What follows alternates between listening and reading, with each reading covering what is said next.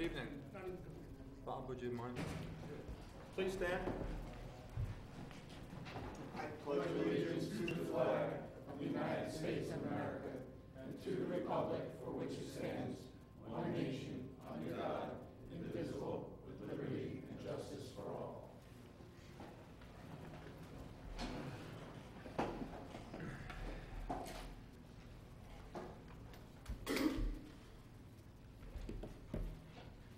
Good evening, everybody. I'm going to just make a slight modification to the agenda. I'm going to ask Hudson Valley Credit Union to come up first for a bond return.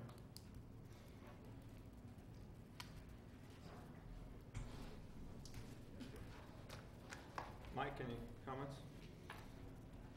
Per my inspection today, I have no objection to the return of the bond. Rich? So in response to the request attached by the applicant, a representative of the engineering department performed a field inspection on the reference property on July 10th, 2019 to evaluate the status of site construction for the purpose of determining if the bond was warranted. The board should note that the applicant requested the engineering department to perform a site visit for a certificate of occupancy. We did that inspection in December of 2018. At that time, the only deficiency on the site was sod that needed to be put in place. The sod has since been put in place. The applicant has posted a bond in the amount of $448,000 in May of 2018. Based on the inspection, all site improvements required pursuant to the site plan approval have been completed. We recommend that the bond of $448,000 be released. And Pat, no comments from you, correct? No comments, Mr. Chairman. Now, this is a public hearing, isn't it?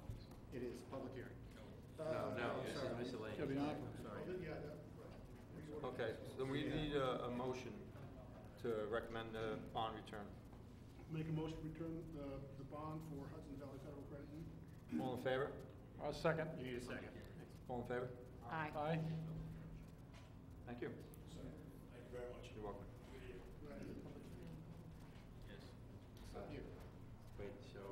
Wait before you leave. Hang on. It said it was a motion for a public hearing. Did you say that? No. You made a motion to return Aye. the bond, you need a All right, so motion. we'll need a motion for a So public just hearing. modify that. Yeah, can we, someone modify that for a public hearing? We have to have it looked at for a public hearing. Oh, Right. See what happens when you take stuff out of order? Yeah. in that case, I'll make a motion that we authorize public hearing for Hudson Valley Federal Credit. I will second. All in favor? Aye. There you go. So we'll need to do that. Yes, so Rose will be in contact with you with that. Okay. We just need to make sure everything's suitable with the neighbors. Thank you. That's what I was recommending, suggesting. Let's stay with the script next time, right? Lake Plaza Shopping Center, bond reduction. We just did that. Second is downtown Mayapack Properties. No. We did not. No, Public hearing. really See, fun. threw yourself off. This is Lake Plaza, which is we did shop, this right? bond reduction. Now we're at the public hearing. So this is a different applicant. Yes, okay, thank you. Oh, Lake Plaza. Lake Plaza Shopping Center, I'm all confused here. We got like number 6 went to number 1 and, okay, we got them out. That was the idea, to get them out of here quickly. Good. I hope you get me out of here. Welcome back. Welcome back. We haven't seen you for a while. Everybody's wishing that. Good luck, we get one a night. Sorry, Rob. Good evening, Jerry Tortorella, Conklin Tortorella, Wax Steeple Council for the owner of the shopping center. I'm sorry, the ground lessor at Valencia Shopping Center. And we have done a very substantial amount, most of the work for which the bond was posted for.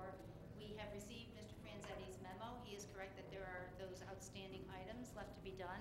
By our estimation, it probably, for us to do it, is going to be less than $100,000. So we think that the $350,000 that he recommends will be more than enough to cover that.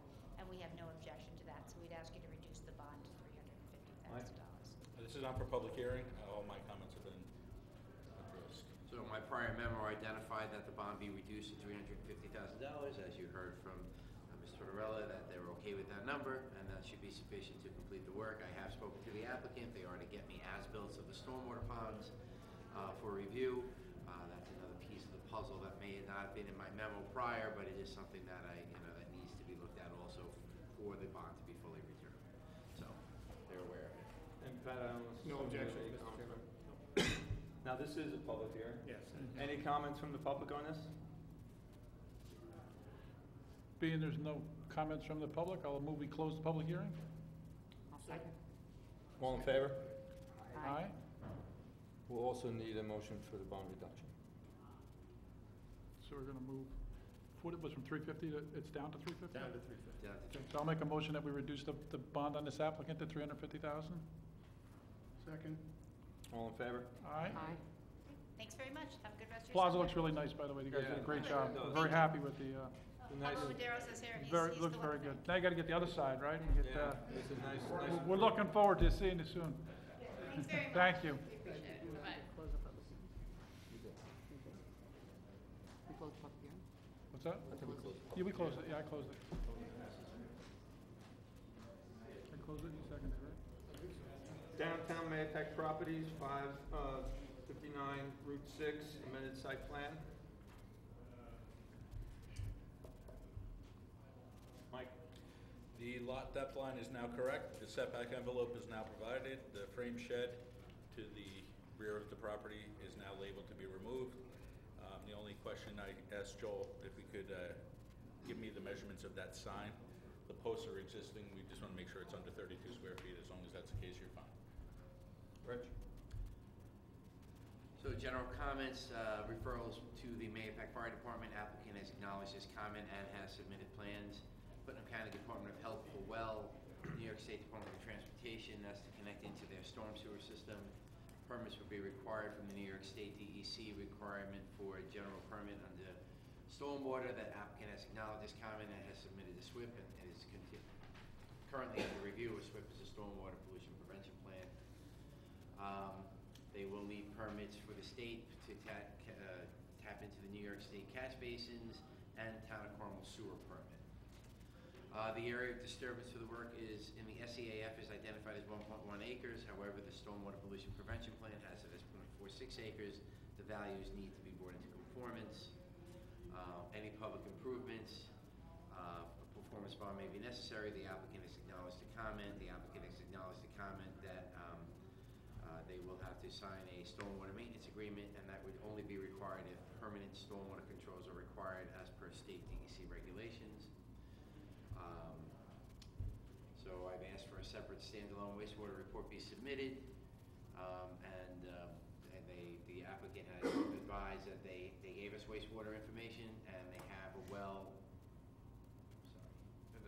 served by a well. So there are other detailed comments that need to be looked at. As I had mentioned prior, the single drawing that was provided is very busy and contains a mix of information, details, proposed site lighting, landscaping, roadway sediment control, traffic, vehicle movement, etc. It's recommended that various drawings separating the various site features be provided so that each individual site detail can be reviewed. It's just very busy. It's hard to see all that's going on. Separate landscaping plans should be provided to show the location of all existing and proposed plantings. Graphic representation of all vehicles through the site should be shown to show that sufficient space exists to maneuver all types of vehicles anticipated at the site. A separate lighting plan should be provided. This includes the wall-mounted lights that are on the building. There must be all the necessary details for the design of the stormwater management system, but this is in how it will connect to the existing system drainage. If, access for fire department around the rear of the building must be considered. Applicant, all sewers must meet town code 120-29 for sewers. Applicant has acknowledged the comment. However, the drawings show that new sewer line is being connected directly into the sewer manhole on site. All details regarding that sewer line, invert, access to manhole must be provided. Excuse me, what was the last page? Joel, can you please use that? It's hard enough to hear with this. Last one you read about the sewer? The drawing shows that a new sewer line is being connected directly into the sewer manhole on the site.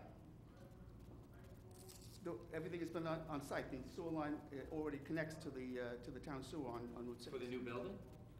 Pardon? No, the new sewer line is going from the new building to the existing sewer line. That's what I'm saying. You show that, but there's absolutely no details. How it's getting in there, how you're taking care of the manhole, what the inverts are. I need the details on that sewer system. Can I have a copy of the report? Yeah, Rose will get you all of our reports tomorrow. Would you like to address some, No, comments? let's hear Pat. Pat?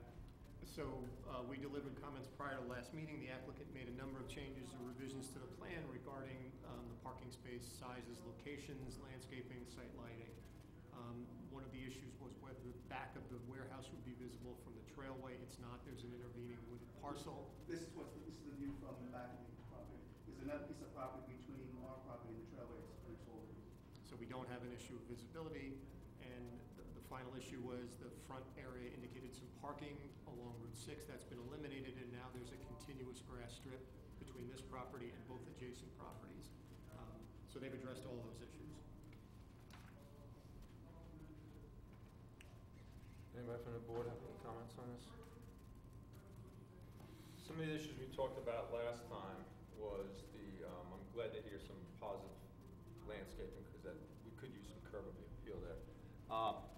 One thing we need to look at is the architectural well-being of this building, since we play that role also. Do you have any information on it? Thank you. Not only do I have that, but I have some Yeah. samples too. I saw that in your submission. Can you, Joel, can you, or Dave, can you guys explain to us what materials you're building, what kind of building you're building? So obviously we have the picture there. Okay. And do you have one for the audience also? Did you? Oh, yeah. And then use the microphone too, Joel, sorry. Okay, basically the building is going to be, exterior will be stucco in this color and texture, which is what you see over here. The overhead doors and the man doors will be in a white color, and the roof will be a forest green standing seam roof. We think that would be in keeping with. What kind of material will that roof be? It's a metal roof. It's called standing seam roof. Okay. And so this is the combination that the building will color-wise and material-wise, and we think it'll be a nice. Again, it's in the rear, of course, of the property, but we think that when you drive up to it, it'll have a, like you say, good curb appeal, and we think it'll be an asset to the community. With regard to some of the comments, I think Mike indicated that we've responded to his comments, and I will get him the size. The sign already apparently has a permit, but I will get him the actual size and get that on the drawing. Pat apparently seems to be, I respond to all his comments. As far as what Rich said, I'll look at all those details.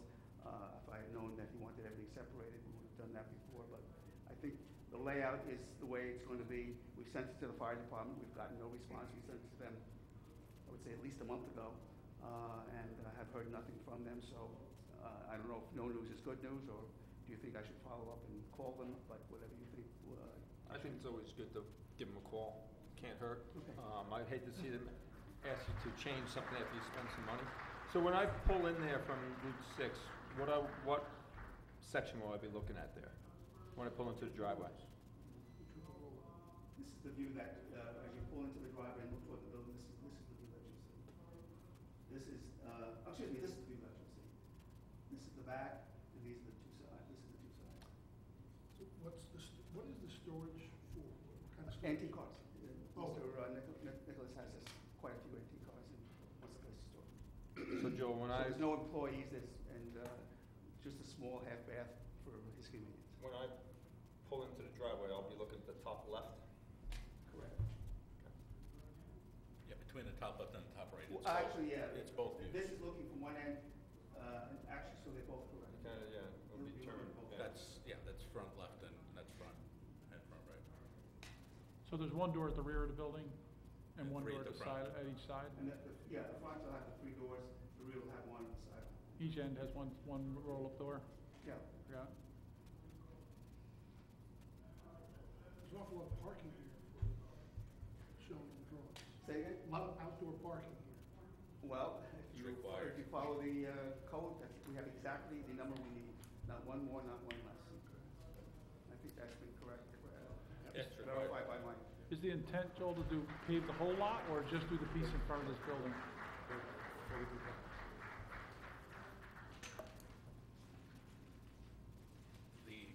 Believe it or not, the storage of vehicles inside a building requires parking. I understand, I'm just curious, so you're gonna have this, No, the answer is this. are you gonna pave the whole lot, or are you just gonna are you just gonna do site work in front of the building and kind of matching what you got, or are you gonna Right now, overpave this it? section, this whole section is already Right. The only additional pavement will be in front of the new building and just the driveway around. Right, will you overlay the rest of it to kind of clean it all up, or is it just Well, gonna yeah, be? Of course, there's a lot of. That's my question, wood right? We area gotta kind of, over here. tie this all together, right? You don't want it Yeah. to be patchwork. So, Yeah. Joe, let me ask the question a little more directly. There's a lot of potholes, a lot of parking lot issues, as we talked about last time, Dave. Will they be addressed? Yes, in addition to the new pavement, the entire area, the existing paved area will be resurfaced over to obviously get rid of the Yeah, potholes. paint the lines, right, just clean it up. right? Yeah, and Little the, bit.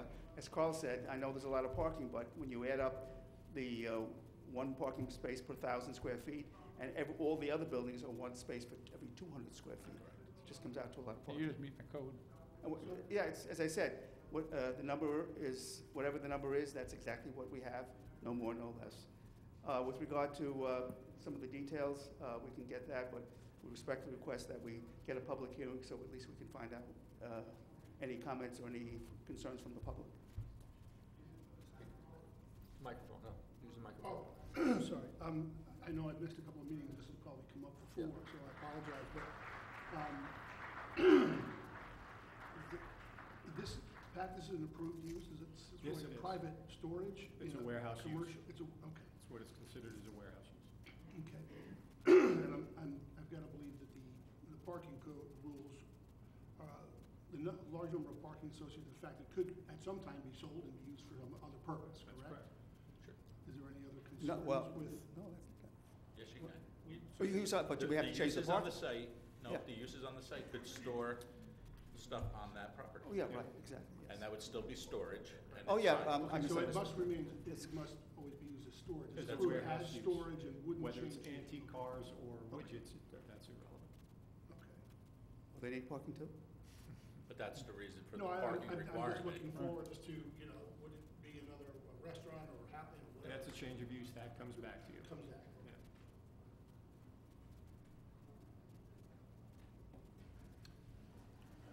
Any other comments here? Yeah, for me, I think the building sits far enough back, I'm not too concerned, but if we can just clean up the site a little bit, that would be, if we had Well- assurances to kind of tie the blacktop and all that together, I think it would be it would help the downtown, right, just to clean up a little bit, that's probably. Exactly, and what you're asking for is exactly what's going to be happening. Once this building is in, and again, there's landscaping all around the perimeter and down in the front here, so that will obviously. Yeah, so we have be assurances big that improvement. it's fine. Landscaping in the front as well, for the pharmacy? Yes, all along here. Yeah, there's some landscaping in front of the pharmacy now, it just needs to be cleaned up a It's little Well, bit. it just right? has to be freshened Yeah, up. freshened Yeah, it up, needs yeah, to there be you We're go. gonna Yeah. put some curb appeal. Yeah, they're Yeah. narrowing the Yeah. curb, the entrance Yeah. would be an actual entrance. Yeah, you're gonna instead of tie this thing in a little bit, right, so those shoulders and islands, right, we're gonna clean it all up, that's I actually fine. think it's a good opportunity for us to help Yeah. clean up downtown. This could be a really nice site, it just needs Yeah. some work. Curb appeal, blacktop, architecturally nice landscaping, looking and- building, Yeah, landscaping. painted I think lines, right, just some TLC. That needs to be shown on the drawings, because it's not clear that you're paving and filling those potholes, it's not quite there. So, I know you're saying it, and it's great, it's a matter of record, but it needs to be Yeah. shown on the drawing. So, Fine, I'm okay with scheduling a public hearing, okay. as long as you meet all the conditions that we're asking about. Well, right? I have to get Yeah, the all right, comments. otherwise, look, we want this to go through, we want a nice piece of property there, but we want to make sure you comply with what we need from a curb appeal and from clean up downtown Mayapack. I think it's a good opportunity for us. I think it could be a great building. Does Thank it you. need to go to the architect for review at all, or no? Well, I was just talking to I, Tim about We had that. talked about that at last meeting. I don't, No, I don't. you did? Yeah. You talked about it. It was mentioned at the last meeting that you might have, or maybe it wasn't this application, maybe it was a different application, I could be wrong. I thought it was for this one. No? for that You building. okay with this? I Kim, think I'm, the building, I'm just talking about that. the building in the back, I think is fine. I mean, if everyone's agreeing with that, I think it's fine. The colors you showed us now, the materials seem good. Thank you. only Stainless thing steel I- roofs are really nice. The only thing I would say is, a landscaping plan, so we know. Well, what's- we'll delay everything, so we'll have several plans. Just give us all the paperwork so we can move this through properly. Okay. And there's no significant fuel storage or anything here? Just what's in And what, the tanks. skin of the building is gonna be stow, is that what we're talking about, Stucco. A stucco, but stow like a stow type, or actually block and stucco? Oh, precast concrete? Okay. Oh, so it's not, this is not a metal building? No, it's interior walls. Oh, okay, okay. You said it, I understand. So it's actually a precast concrete building, Yeah, but a metal roof, okay. right, correct, exactly. So move it to public hearing? Yeah, we'll schedule a public hearing. Thank you. We need a motion, or? Need a motion for that, Patrick? Make a motion. Dave, make a motion. Yeah, I'll make a motion, Downtown Mayapack Properties, 559 Route 6, we move it to public hearing. I'll second. All in favor? Aye. Thank you very much. Just get Rich what he needs, right, and then we'll get it together. Thank you.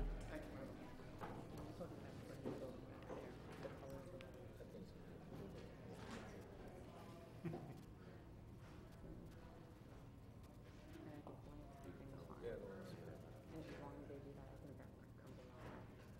Joe Zachin, 14 Nicole Way.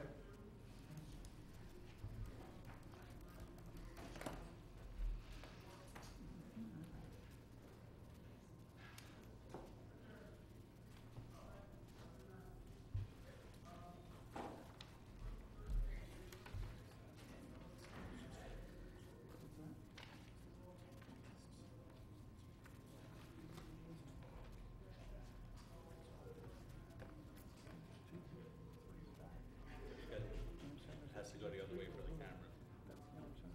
Sorry. That guy. The camera's in the back of the room. Keep rotating, keep rotating. It was set up on purpose. Well, That's why we got two easels. well, you're gonna do one at a time. Yeah, but put two on each.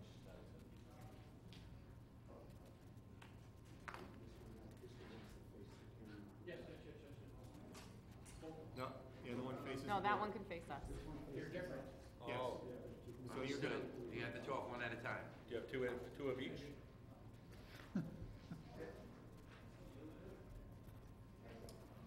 Mike? This is on for them to show you an alternate or two alternates that they had to their original plan.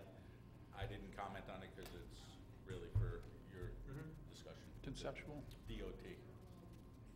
Ditto to Mike, but I just want the board to be aware, I received an email at 6:17 this evening from Mr. Greg Bentley from the DOT. I shared it with Mike and Pat before the meeting started. I'll go over it briefly. Mr. Capelli, he wrote it to Al. We have reviewed the attached site plan, both of them that were here, and the two additional alternative concepts. The latter concepts would access the egress and egress the site directly from Route 6. We reviewed the traffic study prepared by Mazer. Based on our review of the documents and our joint site visit on June 11th, which was performed, we prefer that the proposed development site access be provided via Nickel Way. Our policy allows for the New York State DOT to force access to the local roads for corner lots. In this case, we will consider a direct connection to Route 6 because the site distance looking left appears better than at Nicole Way. We feel, however, that a better alternative is site access via Nicole Way. Note that we have been briefly field review the existing sight lines and have not yet seen the plans outlining the achievable site distances. Any site distance left improvement that can be reasonably accomplished within the right-of-way will be required as a condition of any project-related permit issued by our office. It goes on, I can forward it to the board, I'll make sure Rose gets it, but the increase, sorry. No, I just did what Pat did to me before, which is lose the email. So,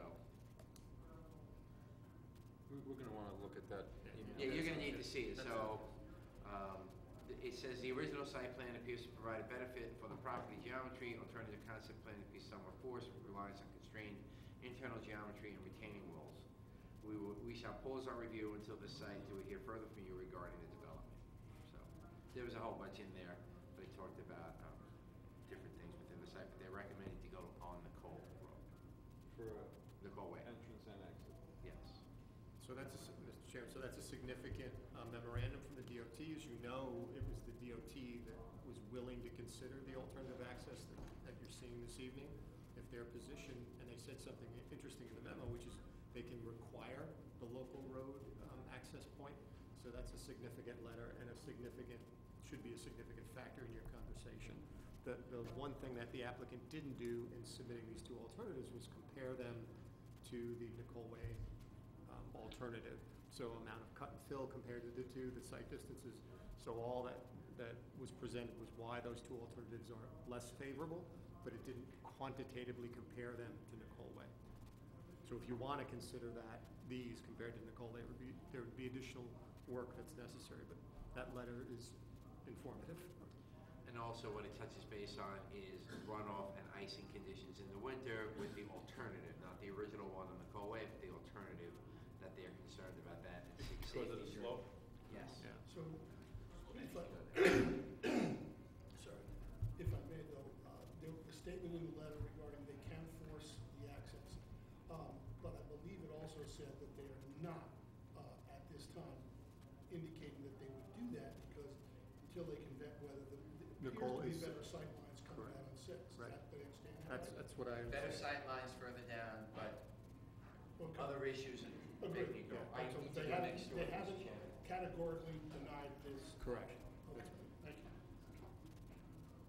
If my memory serves me, were we gonna have a meeting at this site with the applicant? Did that happen? That happened. We did. Which And is and what- DOT? Which is what. DOT, Mike Simone, myself, there was Yeah. Rich, Mike, there was several of us there. And that's why DOT said we might consider this. There are reasons for us to consider the alternatives. The conversation started off with the DOT that they liked Nicole Way. Mike Simone liked Route 6. We went down, we walked down to Route 6, and I liked Route 6, to be honest with you. And as a result of the tour,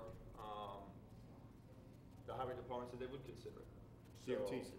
Yeah, DOT did say that when they came down and looked at it, because I'm sure you've all been there, there's not a lot of line of sight out of Nicole Way. Obviously, you go Further 200 down. feet or so down, there's more Helps. line of sight, but there's more speed also when you start coming down the hill, right? Because you come over a crest on Nicole Way and you're a little slower, more blind. You go down, cars are going faster, but you have more distance. It's a tough spot. But in addition to that, well, maybe we should let the Yeah, applicant yeah. go forward, to explain what they're doing on the different options. Well, Alfred Capelli, architect for the project. After we met out at the site, we discussed perhaps showing several alternatives from the Nicole Way site access off of Route 6. So what you see before you is facing the board is what we have as concept number 1. The location on Route 6 is shown reflects what was discussed with the DOT gentleman, Greg Bentley, where he would allow an entrance. That concept suggests the buildings in the front, the parking in the rear. The buildings are going to be lower, not built into the hill like we originally intended into Nicole Way Hill, so to speak. And by virtue of the grade that we're maxed out from point A, the intersection of our driveway and Route 6, up to our building site, that's basically determining the elevation of our building. You see what the result is. Whether there's one building, whether there's two buildings, whether they're slightly reduced, the impact on the site is not going to be changed. I think I said in my narrative, in such a way that, as you all know, in our several presentations on the initial application, part of what we tried to do was protect the residential neighborhoods from seeing the parking, the lighting, the buildings, et cetera, et cetera. So unfortunately, in this particular scheme, they see it all with that access off of Route 6. They see the garage doors, they see the parking, they see the lights. From a planning point of view, I think it stinks, guys. I mean, again, you guys are here, and that's a result of possibly coming off of Route 6. So what did we do? We came up with another alternative, which, what is the result of trying to put the buildings in the original location, try to, once again, hide the neighbors, the parking from the neighbors, et cetera, burying the buildings back into Nicole Way, into the hillside, as we originally had. That's the elevation, if you will, that we had in our original submission. And you can see the circuitous ramp and nature of getting to that level. Frankly, I'm not so sure it works. I denuded the entire site of vegetation, retaining walls, again, forgetting about the cost to the applicant, the aesthetic nature of what that Route 6 entrance does for us is unimaginable. And quantitatively, the amount of cut and fill and what have you, that could be calculated. But I think, what we're trying to present here is a visual, regardless of how much or how little cut and fill differentiates the two projects. What's a better aesthetic streetscape value for not only the neighbors coming in off of Nicole Way, but the town of Carmel? And that's what we tried to prove by these alternatives and we explored Route 6 many months ago. It just doesn't work. The elevation difference is about 10 feet. We'd have to knock the whole hill down in the front of the property, again, at a cost, that's fine. Nobody looks at cost, we look at good planning. This isn't good planning. Conceptual plan 1 or 2 is not good planning. We feel that the Nicole Way, for obvious reasons, is the preferred alternative. We had discussed at the last meeting before we met with the DOT about a limited access driveway and forcing everyone out to Route 6. I mean, that's certainly still on the table. I don't know why that couldn't be explored. There was a conversation here about trucks going up Nicole Way. We don't want that. Let's have a directional egress, forcing all the trucks, whatever few trucks there are, guys, here. We're not talking about a shopping center. We're not talking about a heavy trafficked area. We're talking about 4 or 6 trucks coming out in the morning and coming back at night. So we're not talking about a lot of traffic here. But that notwithstanding, we have no problem with directionally exiting our site, which again helps the impact on the neighborhood, perhaps. What was also discussed at the meeting in the field was that the intersection of Nicole Way and Route 6 is a lousy intersection regardless. It's a terrible intersection, as admitted by everyone there and the DOT. Discussions ensued about the corner where the church is, about how, gee, it would be nice to soften up that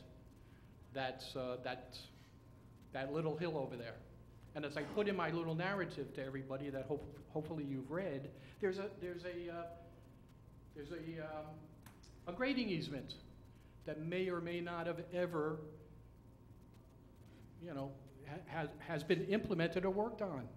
And as I put in my narrative, geez, if that's such a lousy intersection, and we think that Joe is contributing to potential hazards here, as a quid pro quo, why not have the applicant shave that hill down, and it's a win-win for the neighbors in Nicole Way, et cetera, rather than force the applicant to go 400 feet down the road.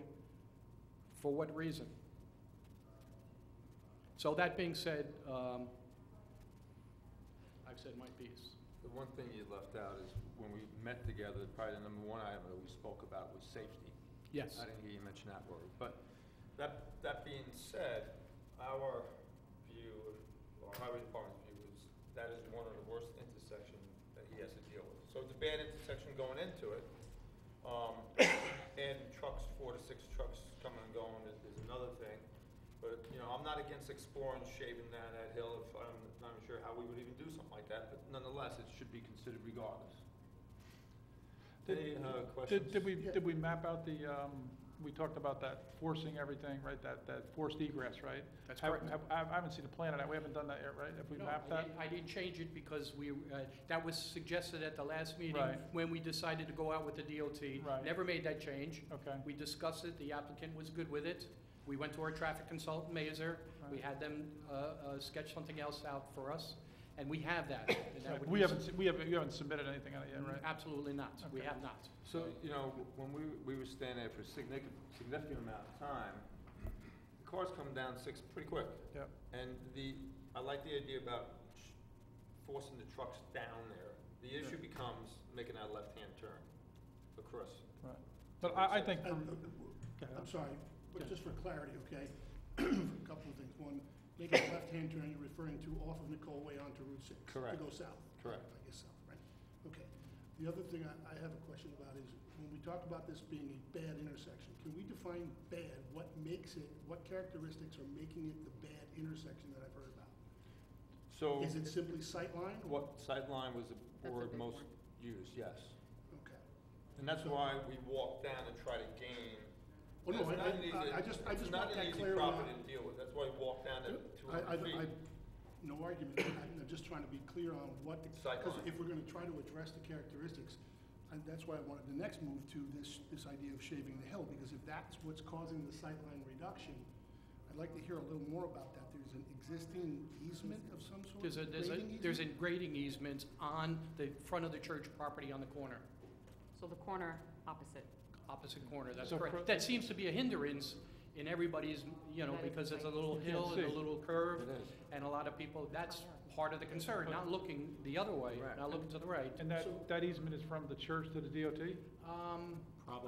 Yeah, probably, but I'd have to look into, It'd be interesting to know deeds. what that easement, Because- you know, actually the language of that easement, the specifics of it, Sure. right? How far the setbacks are for those kind of things, right? The Sure. devil's always in the details on Sure. those, right? And, So are we talking about shaving Route 6, the If you stand at that intersection and you're looking at Route 6, you look to the left, there's a church there. Yes. There's- I'm You're familiar looking with up, there's a hill.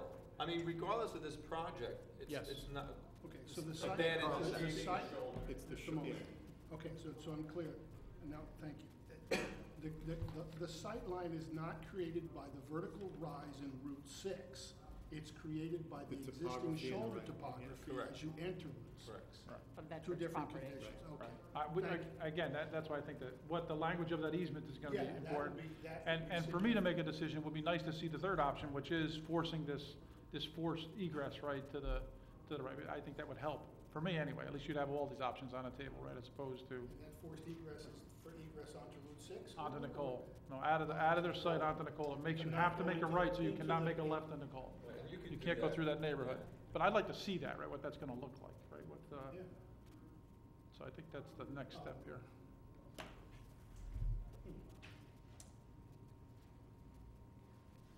Other comments? It's definitely the shoulder of the adjacent Okay, property. The hill. I know there's also a rise in the road, and I just, drove past it this afternoon. It's similar to when you come out of So, Jim McDonough Park, you can't see Could anything. you just describe just the components here, because I think what we're seeing is quite a bit of retaining wall here, obviously coming up Serpentine Road. Yes. Okay, could you provide a couple quick elevations? I can't quite read the copy I have. Okay, so basically what we have here is we have an elevation of, at our driveway, of 640, Yeah. okay? This, I'm pointing, I know it's kind of difficult for you guys. This elevation already, this dark elevation here, and coming across with 6, that's already 650. So you can see, and in either one of these instances, there's no doubt that in order to have any site visibility in this direction to the left out of the Route 6 entrance, the whole front of the property would have to be shaped. And again, not that it makes any difference from again, your point of view. I'm just, and a monetary point of view. I'm just saying, Plan A, again, the buildings facing and the parking lot facing the neighbors, I mean, is that what we really want? Or this circuitous ramped up driveway to get to a higher elevation here, 10 feet above or better above Route 6, is that what we want to see? The side wall of a retaining wall holding up this ramp here, is that what we want to see? And that's why I'm asking the question. Yes. So So at that corner, by the entrance on the upper diagram, what's the height of that wall at the corner? You see, there's obviously a corner between the driveway and the upper parking area. Right, from the parking to the entrance, what's the Right elevation there, change? what's Yeah. the elevation of that wall? How tall is that wall? It's gotta be 10 feet. More than 10 feet. More than 10, Yes. okay, that's what I'm That's asking. more than 10 feet. And similarly on this one, there's retaining walls shown, I think, on either side of the That's axis, is that correct? That's correct. And I'm sure, I think we got a little bit carried away in this particular one. I'm sure the DOT would not allow us to have the retaining walls to from bring that that far out to Route 6. There's no doubt we got, again, You've this got is it. conceptual. Right. This would be cut back and rotated somehow in order to hold back again. Effectively achieve the same thing you were suggesting could be achieved at Nicole Way entrance by shaving the hillside that's currently causing the deficit in That's right. visual Just appearance. Same issue, just further down the road. That's right, but this, in this direction, coming out of the Nicole looking right is not an issue. Correct. No. It's looking south. I'm just making the But comparison. it would be at the between new driveway. The lower diagram, Yes. you show a retaining wall, that really wouldn't be effective. You'd have to basically cut that whole, is what you said earlier. Yes. That whole front lot would be cut down so you could achieve the sight distance they want. That's a relative, yes. I mean, Yeah. there is gonna be a slope there. It's Yeah, not of gonna be course, flat off of of, course. But the same basic principle of Absolutely. shaving that hill Yes. versus shaving the hill opposite Nicole Way. But you do gain some distance going down the But road. that's a corner. Agreed, agreed. I'm limited to that easement, so I don't have forever to shave that, the church's corner there. I have a legal easement that whatever it's limited me to, and I don't know how much can or can't, but we discussed it out in the field. Whatever it is, it's an improvement as to what's there. This is still a dangerous intersection. When you force me down to Route 6, it's still a dangerous intersection. I'm not disagreeing, I'm just trying to get Sure. all the information Sure. clear on what we're seeing so that we can validly balance the conditions Absolutely. and compare them. I agree. You could. So, the number one issue here is safety, right? We don't want any car accidents going across we're all agreeing it's a horrible intersection. So before we add any more trucks across that horrible intersection, we should look, I like your idea of looking into that easement and seeing if we could do something with it. Seeing if it could be, because then you're improving it for the people today as it is, and plus we're not adding to it because we'll improve on it. But I'd like also then to move and consider the other aspects of projects, which you also pointed out, the aesthetics to the neighbors. And that's where I think maybe that'll come through in the public hearing, whether they have a particular preference. Personally, I think if it was me, and it's not about me on the board, but I'd rather not have parking and all the lighting necessarily on that side. And I think, wouldn't the profile from the Route 6 side, either of these two would have a significant, albeit different, component that has a significant vertical profile looking from Route 6. Absolutely. Which you wouldn't have, per se, from the other alternative. Is that true? Yes, that's correct. And in all due respect, in order to get to that point of public hearings, guys, you're gonna make me re-engineer either one or both of these concepts to the umpteenth degree in order to get input from the neighbors. I think that's unreasonable to ask that we do the drainage, the landscaping, yada, yada, yada, and then say, here's 3 alternatives that have been completely 100% designed, and throw it out at the public. I think that's unreasonable to ask the applicant. I think what Dave asked was pretty reasonable. Yeah, I think if I would go is find out what the details are of your easement, right? Let's see what we can do, what it's gonna look like, right? Give us some profiles on that, and give us what we had asked the last time, what that egress would look like, right? And then I think we can make a decision. I'm not happy with either one of these. I can't tell you that either one really look like they represent good planning, but I wouldn't take them off the table yet. I would say, let's see what that forced, right, egress, that forced right out of your parking lot looks like, and what the grading would look like. If we can ask that, I think that would be a good next place to go. That's where I would go. Because that gives us all the information, right? Then we have all of the choices in front of us, and we can tell you the direction to go, I think. Does that make sense? To the applicant's, yeah, I think it does. I think so. But to I the think- applicant's point, if I may, I have a question, Pat. Yeah. Once we go to public hearing, we have to go with what the board believes is an acceptable plan. That's correct. You would not go to public hearing on 3 You're not gonna go with 3 alternatives. options, right? You'll pick Yeah, one. Forget it. But at the same time, scenario, if we were to, they were to explore this alternative of shading that hillside, that became a better approach. still ask that they provide this at any public hearing, just as is, no further work on it, but just to demonstrate to the Right. applicant, look, these were vetted, these are the reasons we didn't think. that Absolutely, was Carl. It's part of the Yeah. record. We wouldn't be hiding the work that's been done. I think you could say you did the due diligence, right? They Right. did- Yeah, that's the point, right? We don't, Absolutely. want to say, well, take Yeah. a look at this, and we can say, Yeah. yes, we Yeah. did, and here's what it would have We looked. explored every option there is, and here they are, right? After the public hearing, what are the board's options? Either approve it, Grant, deny, Or modify. or not? Yeah. So presumably you may get input from the public hearing that warrants a change to the plan you brought to the public hearing. How high is that retaining wall that kind of parallels all that? Too big. It is, right? It is. And I need to go to the zoning board. Mike is gonna send me to the zoning board. They're gonna say, what are you, crazy? And they're gonna deny me. There's no doubt at all.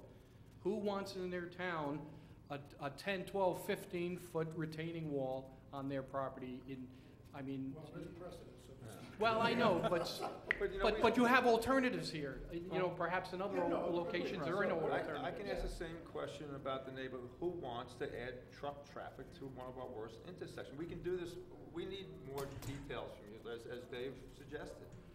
I have It's a no safety- problem. It's just a safety, it really is a No, safety no, issue. no, I have no problem with showing that. We didn't want to, I mean, what was the point if you were going to force the issue here? What's the point of modifying these plans and showing the directional exit way? But if that's what you want to see, And- on the site plan, I can bring that next time. We'll explore, The easement. and then I'll let my associate speak next for a few minutes. And then we'll explore to what degree we have the ability or we're allowed to do anything across the street on the church property. We Yeah. may come back next time and say, hey, our hands are tied, we can't do anything.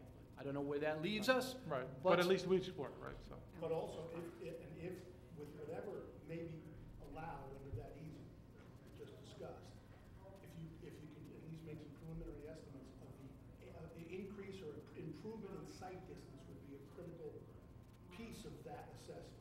If- That's fine, we'd get our traffic consultant out there again and have him take a look at, you know, what the impact is, 100%. We wouldn't try to guess that, we would Paul, when we were use a standing there, professional.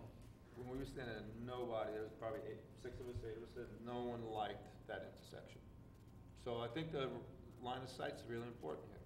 No, I'm not arguing that Yeah. whatsoever. No, I'm supporting I'm it. simply letting the applicant know that there seems to be, aside from these, a third alternative, which you discussed, of shaving that hillside. There's some capability apparently maybe through an easement to do that. But when you come back with that, if it's 10 feet of extra site distance, that's different than if it's 200. That's all, you know. Yeah, that's fair. Complete information would be very helpful for us. I think that easement, looking into that can be a big factor. Absolutely. I mean, if we can get that You thing, can clear up on your own property, that whole brush area to the right. yeah. That's simple, that's your property. You can clear that so you can see all the way down. Exactly, that's your own side, so that's nothing. No, that is. To the right, I'm talking about when you're pulling out. Yeah, You can clear that, you could ask them to keep that 10 feet back. absolutely. Well, that would be I that think- corner. Yeah, it's the other way, Right, going yeah, down. when you're pulling out to the right, so they can see definitely to the right. And if you get 200 feet to the left, Yeah. I'm guessing we need to hear the legal disclaimer now. Good evening, Mr. Chairman, members of the board. Frank Smith III from the law office of William Schilling. We also represent the applicant, and our contention is that there are no legal restrictions of being able to enter the property from Nicole Way. The first reason why is that this board in 1988 approved the Long Pond Woods site plan. That site plan had envisioned entrance to that lot, which has now become 14 Nicole Way, from Nicole Way, from the time it was approved to the time it was filed. It had never contemplated entrance to that property from the Route 6 side. Also, if you were to pull that site plan that was approved and filed, you would see that there were no notes or no restrictions on commercial vehicles going into the neighborhood. Lastly, it's Chapter 147 of the Town Code that governs vehicles and traffic. There's a handful of provisions that relate to commercial vehicles. Some roads could be limited to local deliveries only. Some roads could be weight restricted, and there are no restrictions on Nicole Way. The only mention of Nicole Way in the code is with its stop signs. So there's the stop sign, I believe it's Katy Drive, and then there's the stop sign on Sheer Hill. So for those reasons, we don't see a legal reason why we couldn't enter through Nicole Way. I think that you see now that some of the plans from Route 6 make a lot of things difficult. Entering that way and snaking around the site that would be from the neighborhood on the back. And at previous meetings, there were plans shown to show the landscaping and buffering that would be done to the neighborhood. So I do think that the board has raised very important concerns about safety that are outside of my purview, but for my purposes, there are no legal restrictions of being able to enter from Nicole Way, and for that reason, if the board finds that safety and site distance would encourage that entrance, we would support that as well. Thank you. Okay, thank you. Okay? Anything else? Otherwise, I think we'll see you All right. back here. Yes, sure. Yeah. Yeah. We're not trying to be hard on you, we just No, don't no, want to I add. understand. Yeah, if you can get the Safety easement into concerns what to you're gonna bad turn for us, that would help. I think it helps. Then we Yeah. we vetted it, at least, we can say we vetted every option. I'm good. Thank you. Okay. Thanks. Thank so you, much. guys. Thank Have a you. good night. Thank you. Thanks for your efforts here. I know it's not easy.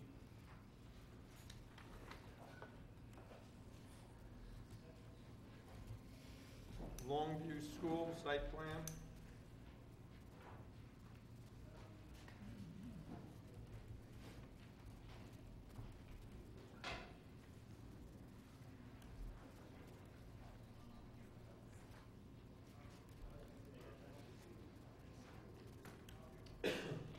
Evening, Peter Scott, engineer and architect for the applicant.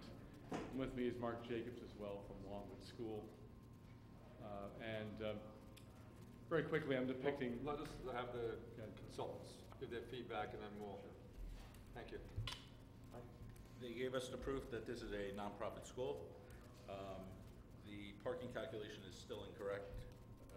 Peter wrote down a calculation that didn't really fit to the code, to be honest with you.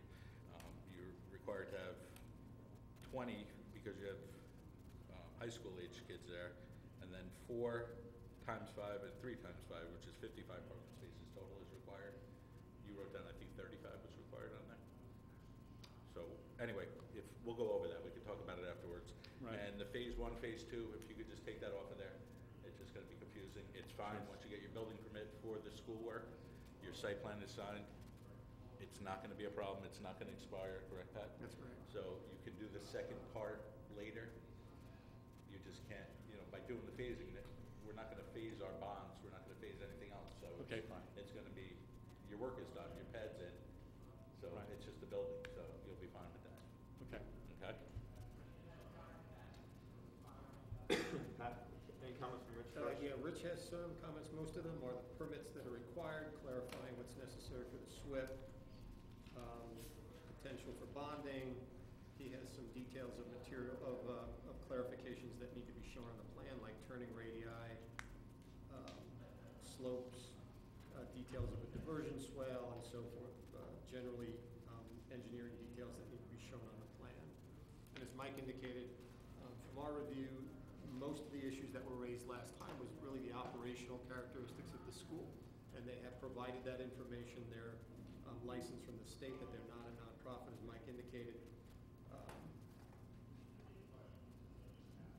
There is a couple things that they've clarified, no athletic fields are provided, no staff is going to reside at the facility.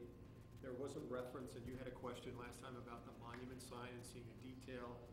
Peter's submission referenced the detail of that. I couldn't find the detail, so that needs to be clarified for us. And they've clarified the lighting on the site as well. Do we spend any time on the architectural? No, we didn't talk about that. building? I don't think so. Please go ahead.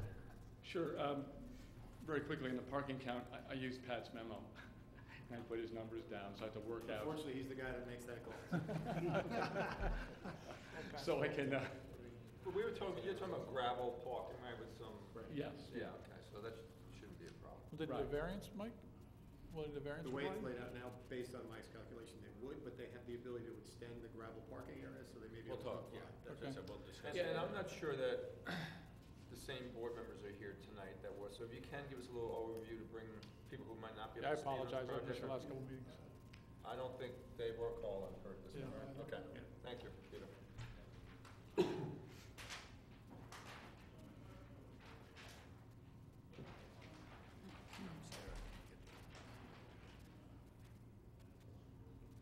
basically, the property is 15.99 acres, 110 Scout Hill Road. We're at the very end of that roadway system. And on the property exists about a 5,500 square foot house. The conversion of the property to a Longview school consists of changing some of the rooms to service some high school kids and some of the rooms for elementary children. And that's why the parking count we can modify accordingly and allocating how many rooms are to which use. But in regards to the overall scheme of things, we are proposing new parking areas adjacent and behind the building. We're also proposing a gym building, 40 by 100, which is located behind the existing house. As you drive down the driveway itself, we're also proposing, we're land banking parking spaces in gravel. And they're on the left side of the driveway. We don't anticipate using them, but we are providing them on the plan. The project is accessed, you run through the property. There's a K-turn at the end of the project, which is in conformance with the New York State Building Code for fire access. And we met with the fire chief, and we have to give you some discussion about that, those findings. So you drive in the property, and buses, small buses are providing service to it.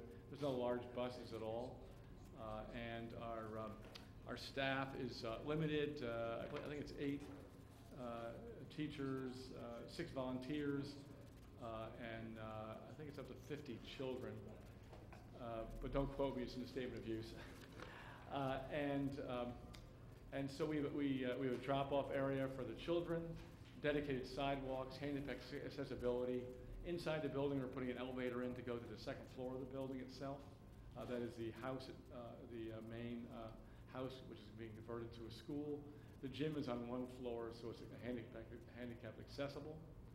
The fire department wants us to add a 12,000-gallon fire storage tank. We'll be providing that either through a fiberglass tank or integrating into the foundation of the building of the gym. The gym building will be built initially as a foundation and a slab for recreational purposes. And as time and economics move along, we will erect the building on that pad. I do have drawings of the building we propose, and I can pull those out again if you'd like. And so lighting is limited to wall packs, and we did everything we could to make it conforming. And we will address the parking issue we'll be conforming with this project. Thoughts, comments? Hours of operation?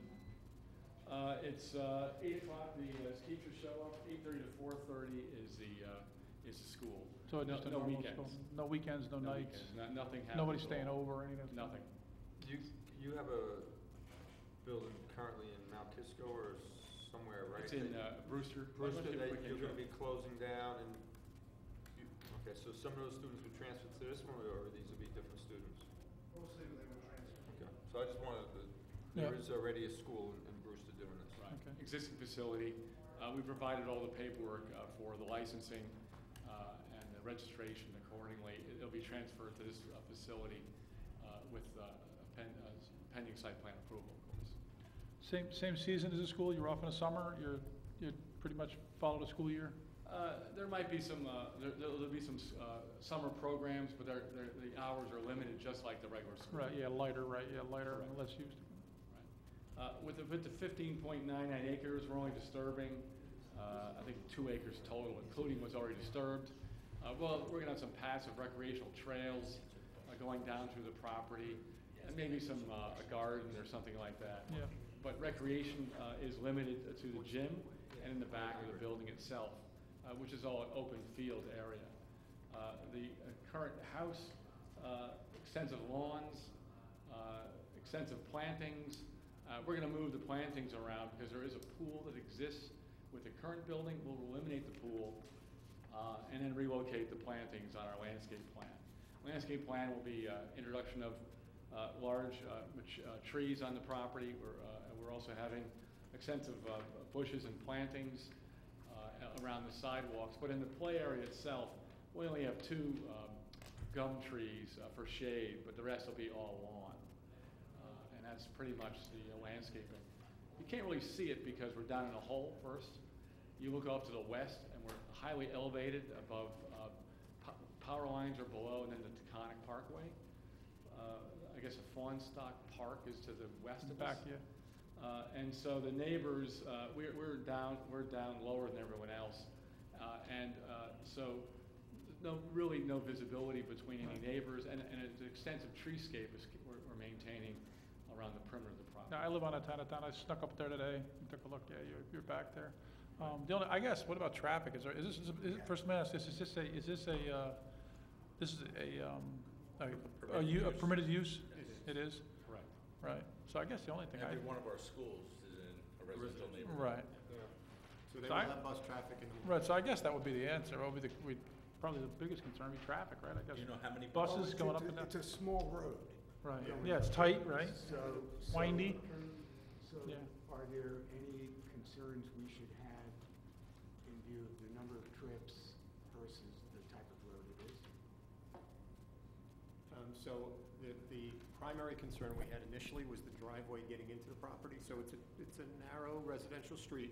Getting down into the site was a bit of a concern. The grade now meets our grade standards, and it's been widened so that it's sufficient for the smaller school buses. That's to on be- the property, I'm talking about. Yeah, but even the road is a little windy getting in there. It is The narrow road is and wide. widening and narrow, and tell us how many students are gonna be at the facility? I think so, 50 right? maximum. It's a phased over time. The Does that number of 50 trips are trips fairly plus limited, but staff?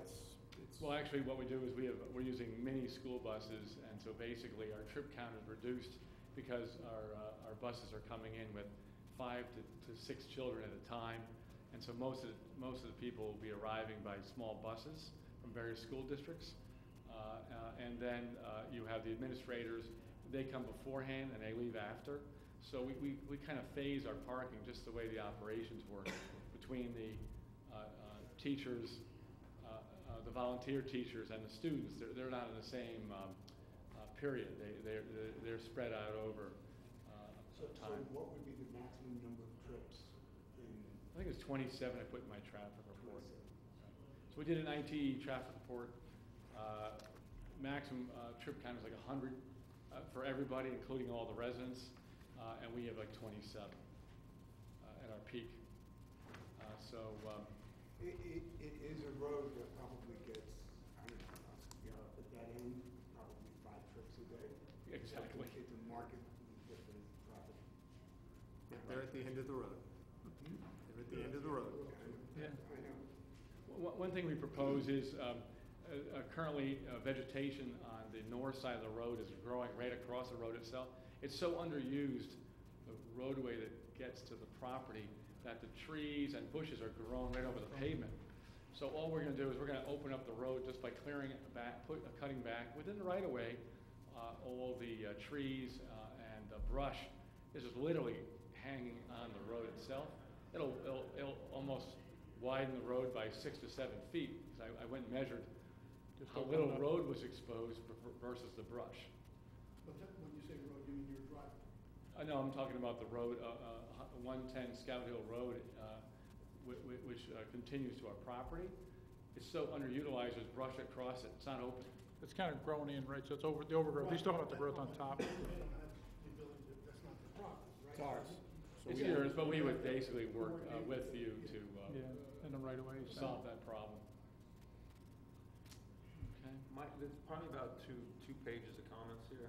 It's probably a good idea, my opinion, to close out most of those comments, and then I guess the next step, once you close out those, would be to have a public hearing. But I think there's a couple, especially the parking and everything. Yeah. If they can't fix that, they could need a variance. Yeah.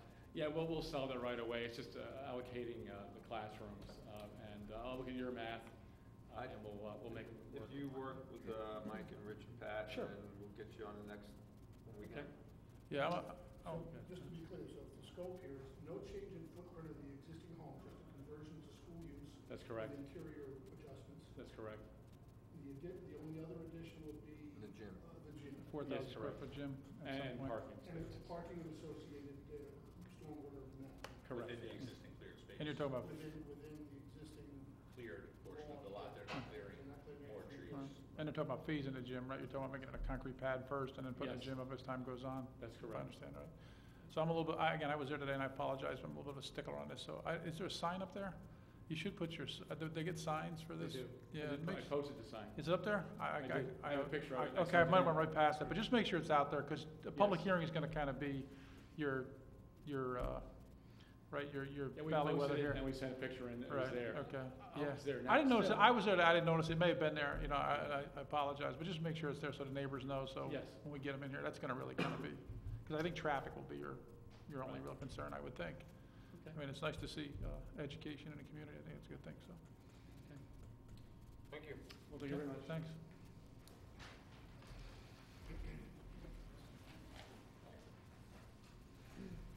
Mike, you said they were not-for-profit or they are for-profit? Not-for-profit? Is Raymore at Como? No, not for profit really.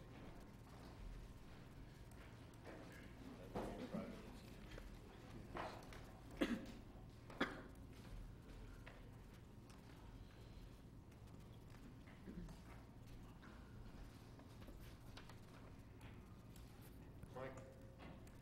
Yeah, they propose a 152 bed, 200 in the future, assisted living facility on the grounds of the former Guy Post property to the front, which previously had approval for, this 50,000 square foot office building? Large office building. Park calculation is done for 152 beds. Proposal in the future is 200 beds. It's gonna get confusing if we do it this way. I'm just wondering if we can make it either 200 or 150. I think you comply with the 200, so I don't know if there's a reason that they're sticking with that. Provide lot depth and lot width lines, and will there be any signage on the property? Pat, do you have Rich's comments? I do, he's got 4 pages of technical engineering comments, so I don't think I need to read them, but we'll send them over to Jeff.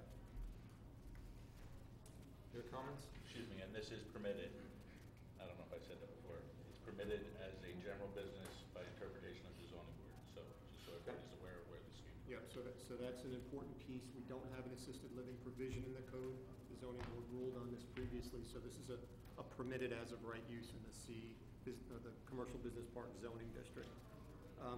Because this is an unusual type of use, gaining a better understanding of the operational characteristics of how the facility will operate when shift changes occur and so forth needs to be provided to you as you move along.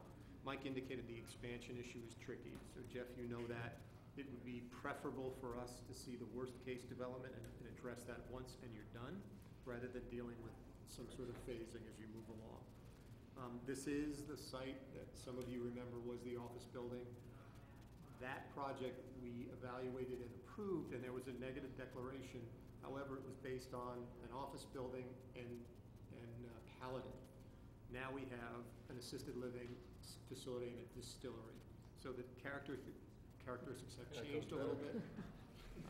Trip generation and so forth. So that has to be looked at with fresh eyes this time around. The access points are in the same location, but just to reinforce, the primary access point is the shared distillery access point. So we have to consider how those two operations work together. There's an emergency access, that's what you see to the left on that plan, but that's only for emergency access only. A minor point that the access to the building itself is a little porte cochere and a drop-off area. It's shown as 24 feet wide typically, and it's kind of a tight radius. Typically, we'd like to see a wider area in case there's a FedEx guy there and somebody wants to get by and someone's parked crooked. It's a little tight. So expanding the width of that and easing the radius is probably an improvement.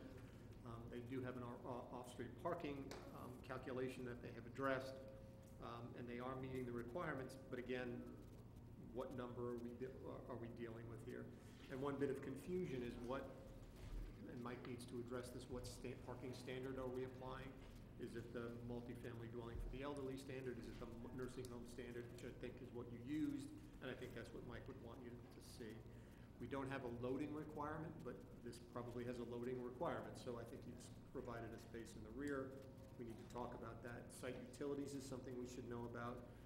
Adequate sewer and water for this. This is now a residential use, so it has a different water demand. Site lighting, there's a number of street lights that are proposed in the parking lot as well. Now that it's a residential facility, we do want to make sure it's contained, and I'm sure your objective is to make it highly visible and safe. Our concern is that it's maintained on site, not extending off property. There's some grading that needs to be done, and as expected, Jeff's provide a landscaping plan for this. It's sort of modest, and the question relates to how much of the site really is usable space for the residents. Are they contained within the building? Is the intent for them to use the site, and will there be paths and trails throughout the property? So understanding that is something we need to get our arms around. Those are my comments, Mr. Chairman. Thank you. Good evening. Jeff Quintelmo from Insight Engineering, Surveying and Landscape Architecture. I'm here this evening with the project architect, David Mamina from H2M.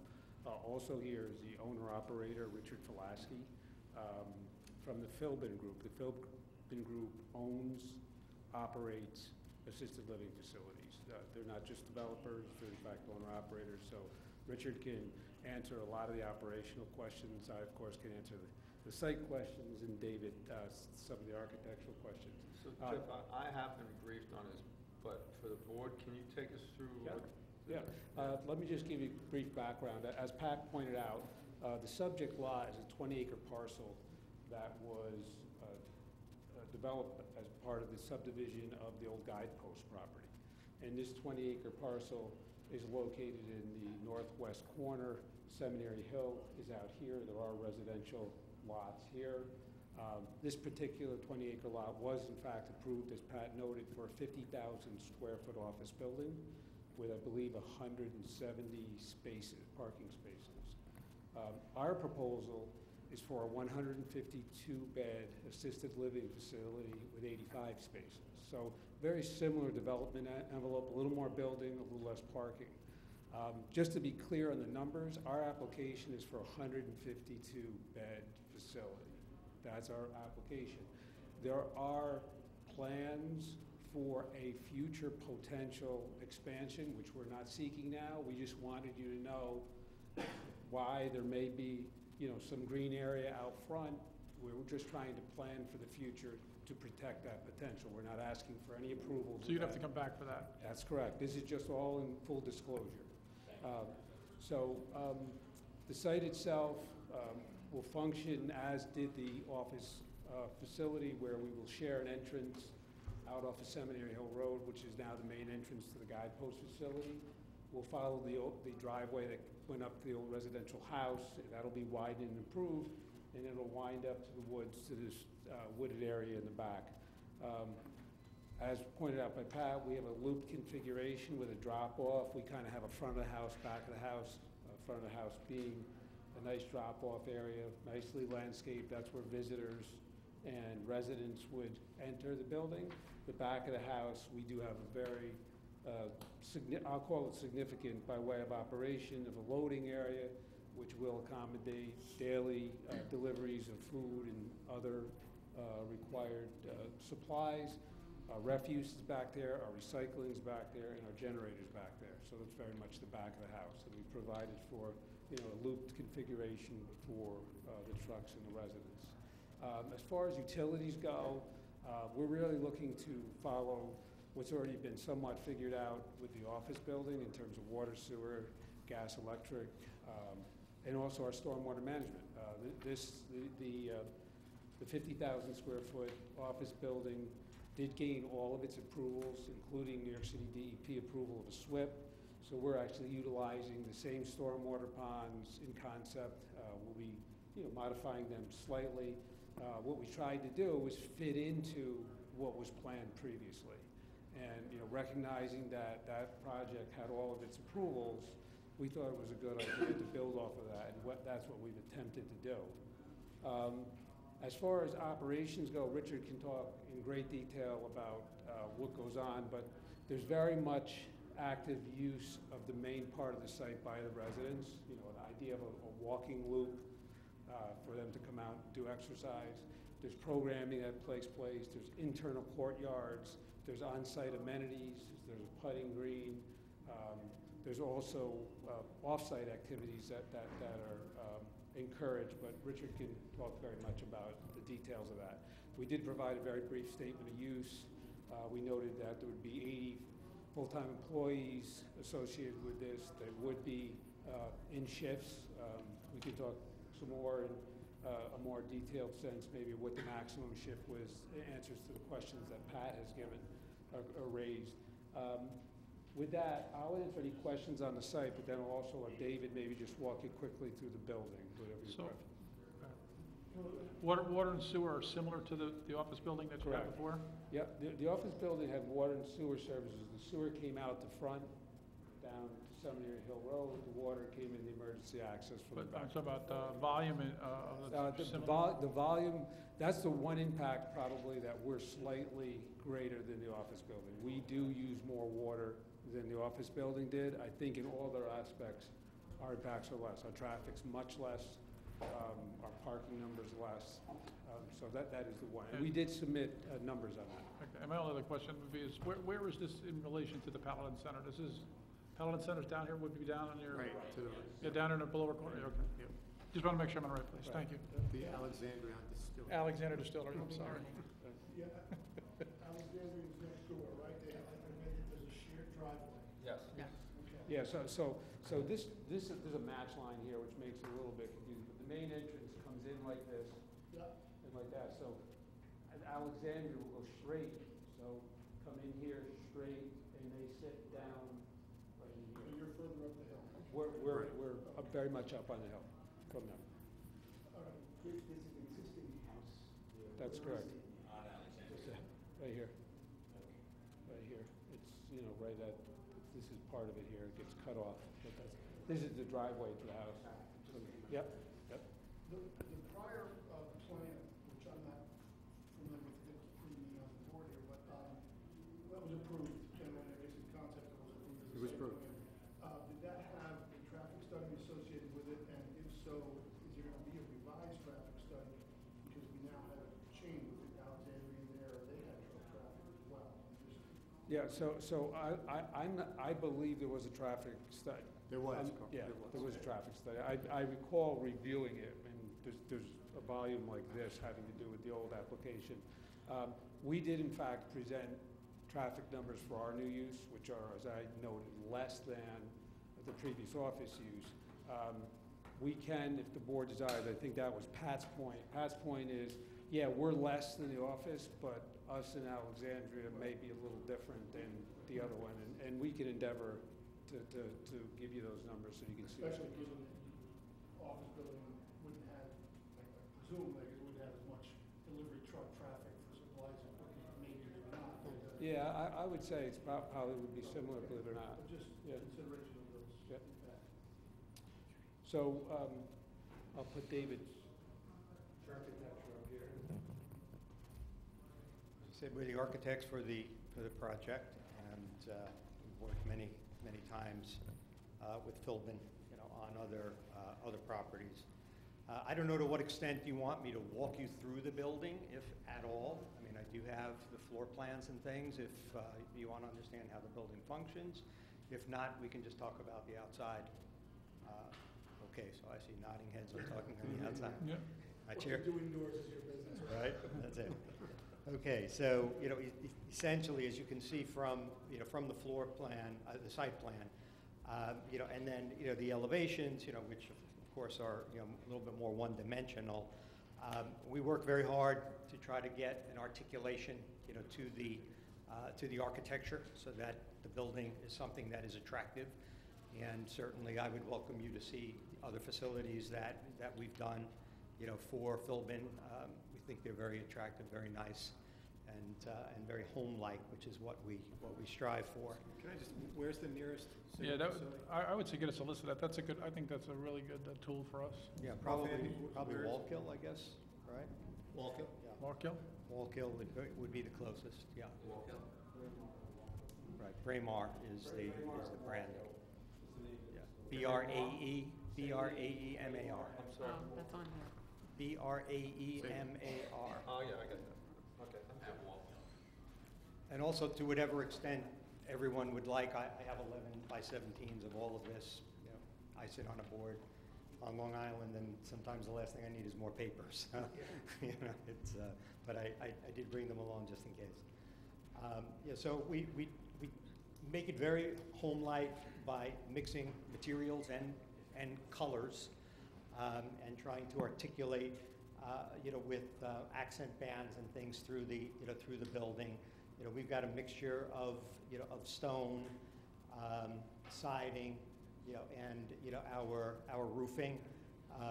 The porte cochere at the entry is done in an AZEK material, you know, so that it's got more of a craftsman style of architecture to it. The building is 3 stories as we look at it from the front, and it's 4 stories in the back as the site slopes off. So if we look at the west elevation, we see, you know, the 3 stories. You know, we have a 2-story space in the front, which gives us a turret-like kind of a focal point, you know, at the entrance, so that as you approach the building, it's very clear, you know, where you're going to be coming into the building. Oops, I think the rain started. Oh, that's a fan, okay. And what you see then in the north elevation is that drop off in the slope.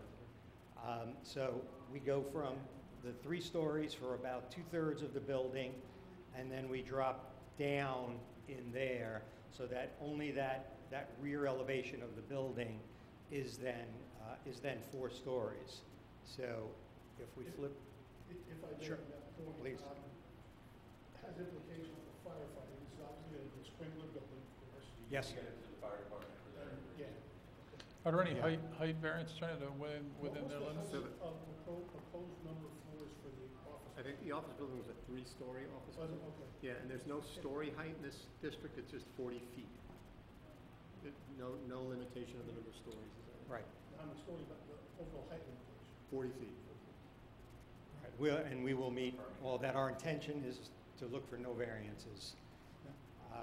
So you do see the slope off, you know, in this elevation. And when we then look at that rear portion of the building, which faces east, and then essentially that portion that connects across, if I go up to the site plan for a moment, is the area right in here. This is all 1 story, you know, in here. So you're not looking at, you know, a gigantic wall, you know, as you look at And then it that. rises up behind it, I got you, yeah. Yeah, so the part that you're looking at in back here is far away from And where. your courtyards are in there, that's what, That's right. So Yeah. those So are the that's the courtyards foreground, okay. between, Gotcha. exactly. So again, it's the back of the building, but we don't want it to look like it's the back of the The building. building. You know, Nice. we want it to look as nice as the rest of the building looks, because, you know, as was said, and I think just something that was mentioned briefly by staff, we do have walking paths and things that go through the property. We try to encourage those outside activities. There's terraces, and, you know, those, you know, sorts of things are part of the day-to-day life. I am curious, I'm not as familiar with this site, what the view shed for others further beyond, are they looking at this? Yeah, there's a string of residences along Seminary Hill Road right above them. Right. Right. But this is the, shall we call it the rear profile. Probably see it from Home elevation. Depot. It continues down. See it from Home Depot. Yeah, maybe. Okay. They put balloons out there. You remember that, Jeff? I wasn't part of that, Mike. I'm just recalling a particular area. in Right, town you'll see it where from you way can out, see I would think, right? quite a number You'll of see this buildings. from way out, I would guess, right? It's the Yeah. high part of the property. It goes Yeah. up to that. Yeah, so if you're familiar with Arms Acres, the Arms Acres facility sits right in here, right? So you got Seminary Hill Road, the Arms Acres driveway comes in here, and the buildings for Arms Acres sit right in here, okay? And you really don't see those from, I don't think, anywhere. Yeah, I don't remember seeing We them. will be slightly higher than them. The high point is back in here. I'm not sure there's gonna be much of a view of this. I'm pretty familiar with the area. I will look at it some more. As far as the houses which Pat notes, our neighbors are Arms Acres, and then there's about a half a dozen lots, because Seminary Hill runs out here like this. There's about a half a dozen lots here where we will be behind those, and there is a preservation area which we can't clear by way of easement as part of the Hinckley Holdings subdivision. So there's a substantial wooded area that must be preserved. And with leaves down, I can tell you can catch glimpses of the back of them, so they'll catch glimpses of the front of us. Our front is what they'll look. Yeah, I'm equally concerned, I guess, with the near view shed as much as far Right. as far view shed. So you're talking We have down some Route areas 6. where you Yeah. can see quite a long ways away and some denuded hills with good buildings on them, you know. So you're talking about like Like Tilly Foster, right? That's down looking at Route Tilly, 6 down here. yeah, like Tilly Foster, right? That's probably looking at Tilly Foster somewhere. There's a valley, there's homes up here, where they can. Yeah, I think, we'll look at that, but I think there's very limited view of this, quite frankly. Okay, so we'll finish up then on, on this board as, as we were saying, one story across here, and then the 3 stories here, you could see, where the ground in the front of the building is. So it's just really this portion and that portion that you'll read as 4 stories. And again, we've deliberately broken that down so that it looks like 2 buildings, within that are just connected by this 1-story piece. We've articulated, the roof in there, so, it's not just something straight coming across. This form itself is also articulated, in there, so that we try to, give a flavor, to the building. And what you see in here just are shadows and things that would come across that, that demonstrate the fact that that is a recess into those courtyard areas in there, and then the rooms that surround it on the upper floors then look down into the, into the courtyards. So the last elevation then, to look at is the south elevation, which then also here clearly shows you that porte cochere that you would drive under, the turret element in there, and then that drop off again, to the back of the building. And it's in that back corner, which is where the loading, the generator, and the refuse, storage is. Is that the loading dock door there? It's even further down? it's right in that area there. Yeah. What are the materials on the siding and that kind of thing? The siding materials, it's stone in here, and then the trim boards and things that you see are an AZEK material. We do the windows as generally as a Marvin window, which is not a plastic window. It is a fiberglass window. It's stronger than wood. It holds its color, and there's a very, very wide choice of colors. We would put together a color palette of that. These band boards and things in here are ways that we break up the textures, and the different colors. And the siding then is proposed as a vinyl siding. And then, we have an architectural shingle, a nice heavy shingle, on the roof, so, you get nice shadow, on the individual shingles. On a project like this, we will ask you to work with an architectural Oh, sure, yeah. And is that similar to what you have in Walk Hill? Is that, Yeah, that's basically what we have in Walk Hill. Yeah, we might have different, we'd probably have a different color scheme right, and but things that, here. that type of, There's some same different- building materials pretty much? Yeah, there's some different architectural forms and things in there. But, I think mostly you'll see the quality of what they build. Philbin they are owner builders, as was said. I mean, they don't build this for somebody else, they build these for themselves, and they operate these, that's really their business, and they just happen to be good at building as well. If it isn't too much trouble, if you could perhaps provide a few sample photos of that facility. Sure. Examples, just I could show you, a couple that, that they've done, that would give you representative, looks at different styles and, that sort of thing. I just have a quick question. I do know that the board has architectural review authority, and typically you do enlist a consultant architect. And is that something you would want to do with this, and is there a referral or something we need in that respect? Yes, so there's a permit for it, there's a permit fee. Under that permit fee is the initial review. Based on that, the architect can determine if escrow, thank you, is needed, and then the applicant would be asked to put up an escrow for any further review, and then the architect would work off of that escrow. Okay, and ultimately the approval is with this board still? correct? Yes, sir. All right, and we can work with Rose as far as that Yes. fee and that Yeah. engagement? Yeah. You have several pages of comments that, Mike has a picture of that site right there, that's what we're just looking at also. And I would suggest we engage them, you engage them earlier on rather than Right, later, that's because it'll what be I- it'll be an iterative process. Yeah. Could I ask, besides the structure, I'm seeing various gable roofs and things slopers. Are those parapet type with rooftop equipment behind? Or what Yes. are they, right? Those are parapet type. We deliberately designed them so they don't look like the glue-on mansard. If there are any builders on the board, I hope I don't I don't insult anybody, but what I call that builder glue-on mansard.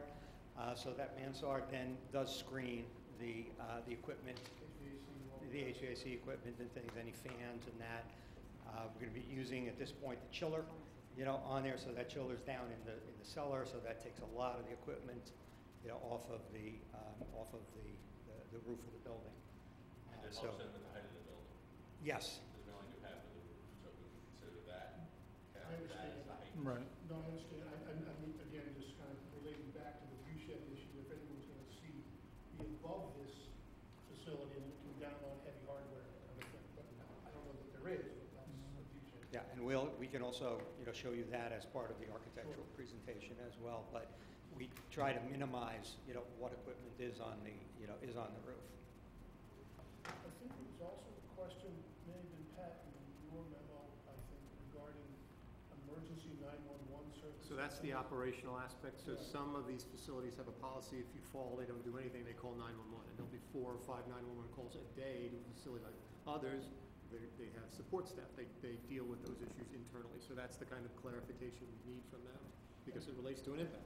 Yeah, no, I'll have Richard will answer. Sure, Will but answer is there that. some, I guess there's some, it has to go to fire department, probably also EMS for some review. No doubt. Considerations. Absolutely. But in the explanation we get from them when they respond to us, that the level of detail we need is significant, so we have an understanding of that. But I think it would help us a little bit if we can get just a brief overview of operations, if you're willing to do it. I think it would be nice to kind of understand what we're doing here. Good evening. Richard Filaski from Philbin Group. As been said, we are owner, builder, operator. So certainly any question that you might have on the operation, I'm happy to give you the answer it as best I can. In And general, we'll ask you to do it in writing so we've got a good record, but if you could give it to us. Sure, yeah. So in general, we've talked about a 150 two-bed facility. 2 different types of units within the building, a private and a semi-private. Private, I guess, sort of self-explanatory, but semi-private meaning 2 bedrooms, 2 separate bedrooms that would share a small common area, and then a kitchenette and a 3-fixture bathroom. There's a very regulated and sophisticated activity program for socialization of all the residents. The building is licensed by the New York State Department of Health on multiple levels, all within the assisted living licensure structure. In general, FTEs, I think we're anticipating somewhere in the low 80s, probably 81, 82, something like that. I'm sorry, so those different licenses, you'll have memory care, you'll have enhanced assisted living, you just want to explain Yeah, that briefly? sure. So the baseline licensure will be typically it's adult home or it's an enriched housing program. Those are essentially very similar, but we license on top of that to assisted living residents. We license further to what they term special needs assisted living residents, which is more commonly known maybe as memory care, of which there's 32 beds proposed here. And those 32 beds will be in the sort of the first level or the lower level where that courtyard area is, which operationally is ideal because that allows those residents to have their own space, have their own outdoor space and their own indoor space. So the site lends itself to that nicely, actually. And then the last level of licensure, which I would anticipate will be called enhanced assisted living residence. That would allow us to go and provide an even higher level of acuity, serve an even higher level of acuity, so people can age in place. They can move in with not necessarily a high level of needs, but as they age and they need higher level of services, we'll be able to provide them. We'll have nurses on staff. We'll have relationships with area physician practices and relationships with area nursing homes and hospital, transfer agreements and the like. We have ourselves, our structure is, we have managing directors, of which I'm one. We have a director of operations which supervises all of our buildings from an operational standpoint. And we have within those buildings departmental leaders. We have a wellness director, which will manage all of the healthcare services. We have an activities director. We have a dietary person, which will run the entire food service program. There will be a maintenance director, obviously, taking care of the daily maintenance needs of the building. So it's a fully staffed building. It goes 24/7. But of course, the bulk of the activity would be during the day, the 7 to 3 shift, probably somewhere around 40 employees-ish, something like that. The next busy shift would be the 3 to 11, so lighter shift there, probably around 22, 23, 24 FTEs, somewhere in there. And then, of course, the overnight shift, the 11 to 7 would be the lightest at that point. I'll just touch on it because I did hear raise the question of ambulance and 911 calls. I can tell you that from our director of operations that we typically have approximately 8 to 10 911 calls per month. I'm sorry, per year. The majority of our calls are done through private services, private ambulance services. That's how we handle several hundred of those calls, which we'll get throughout the year. That's if, in fact, we can't handle the needs on site. So, if it's somebody who's just fallen in there and the nurses determine that there's not a need to go outside the building, then we don't. But of course, if they do, then they're going to err on the side of caution. That's usually a coordinated call made to ambulance services that we have contracts with. Again, our incidence of 911 calls is rare, and I'm told they're about 8 to 10 a year, something like that. So figure 1 per month. You do rehab? I'm sorry? Does it a rehab center as well? So there will be, yeah, it's a good question. There will be an on-site gym and then also an on-site rehab center. We will bring in from the area probably a local practicing rehab service that provide OT, PT, and some speech therapy. And that will be coordinated with all of our medical staff and all of the physicians that we interact with. We encourage physicians to come on site, and so we provide a wellness center for them to do that and see residents within the building, and that tends to work out very well. Of course, residents can go outside the building and see whatever physician they want to see, but we find very often, especially as people age in place, the convenience of having access to a physician on site is really utilized. It's coordinated with our nursing staff. It's coordinated with our medication management system, all eScript and the like. And so it really, I won't say that it's seamless, but it's close because we have interchange relationships with pharmacies. So we're getting pharmaceutical deliveries certainly on a daily basis because the frequency of change in prescriptions is pretty often. So would any of the services provided here be for outside, people outside, non-residents that would come in, like you might have doctor's office for rehab and that sort of thing, or is it solely for the purpose of residents of the facility? I would say from a physician standpoint, no. There are instances, depending on the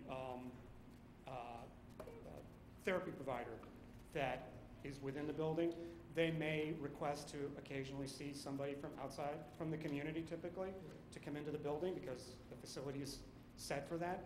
That could happen on occasion, but predominantly the therapy providing is to the residents within the building. That speaks to traffic and. Yeah, it's really just not going to happen that often. It's not for an outsourced. Generally speaking, their practice is really focused on the building. In terms of traffic, quite frankly, the residents typically will not drive 2 to 3 cars for residents. Your average age of resident? I'm going to say it's probably going to be in the 82, 83 range, something like that. But you'll see because we can really serve up the acuity ladder, the people clearly into their 90s will be in the building as well. And you're typically anticipate 100% occupancy, plus or minus? We'd love it. I mean, 90, Yeah, typically low 90s. Yeah. And these 80 employees, this will be new, I'm assuming new jobs to the area, or are there employees that you're gonna? No, You we would love for the people to be right here within proximity of this building. It would be ideal. It's great for you for a lot That- of reasons, right? That's a huge concern for us, is that, Yeah. because these people have to come in here to Winter this building commutes, every yeah. day. Right. So we need them So you'll be looking, accessible. it'll certainly be an economic boom for this, right? Generates jobs. Yeah. Okay. Yeah, I mean, we've got a pretty sizable employee base, and we also buy a tremendous amount of product, whether it's food or medical services or general supplies, and those are going to come from typically, within the surrounding community to the extent that we can get that. which is a great segue to my question. You did mention that your facility will provide, obviously, free meals a day, Yes. free service for all residents, Yes. whether they be in the cafeteria setting or otherwise, right? Mhm. And you also have pharmaceutical, you have pharmacy dispensary on site? No, pharmacy is contracted through a pharmaceutical provider. Could be You don't have anywhere. large quantities in stock of pharmaceuticals to, like, dispense like at a hospital, has a full pharmacy? Oh, no, we don't have a full pharmacy. We have medicine carts. So, depending on the number of residents and the number that a cart can handle, each resident is assigned to a cart. Perhaps 40 people, but don't quote me on that number. And within that cart, every resident's medication, with the exception of a few treatments, would be assigned to that cart. And it's, the docs and the pharmacist off-site will tell us, obviously dosages and frequency and the like. The reason for the question actually relates to wastewater. And, disposal of pharmaceuticals and so forth is a big deal in wastewater these days. Also, I have a question with regard to, one, you noted that, Jeff, I think that the waste generation rate volume of wastewater might go up a bit. I believe Rich's memo with that question, or a report that would have to evaluate the capacity of the sewer for that, okay, because it's going downhill, right, to the District 2 or whatever. Yeah, it's gonna get down. And whether there's capacity there for it, is or not, that has to be addressed through the wastewater report. The other big concern with facilities like this and others is wipes and other things of that sort that get into the waste stream that are problematic downstream. Is there any expectation to have some sort of which I would call pre-treatment on site to address that, or protocols in-house that not allow they call them flushable wipes? Well, I'm on the other end There's of no that such business, thing, and there's no such thing as flushable wipes. So I'm just, Okay. we don't need to create more problems For the plant? the plant. Sure. I'd rather circle back with you on that and how we handle that operationally. I'm sure we've got a policy and procedure for it. Yeah. Yep. Okay. Other thoughts? Otherwise, I think you have 5 pages or so in comments that you can give. All good. I mean, Yep. it's not a problem at all. Say better It's than early- 6. Early stage of it. And Jeff, maybe you want to see Rose to see when you can connect with the consultant for the architectural work. So it would be nice if you can do 2 things. If you can do those in parallel, right? I'm sure you prefer to do it that way. So- Right? So we can work on the architectural review as you work on addressing the comments. Just one more quick question. So the you're owner-builder, right? So the idea is you're And gonna... operator. And operator, so you're gonna move forward with this. This isn't something we're planning to do in 4 or 5 years. This is... No, Put it together and go? and to that point, we've actually already filed what's termed a Part 1 application with the New York State Department of Health. So you have a shovel in the car. We're ready. So we have Just, lots of you know, paper we up at approve a lot of DOH. stuff that we approve and reapprove and I am- reapprove and reapprove, so I just I curious. understand, yeah, but Yeah. again, I guess the way for me to best to say it would be that we've already filed with the New Very York good. State. Thank you. Thank you very much. Thanks. Thank you, thank you.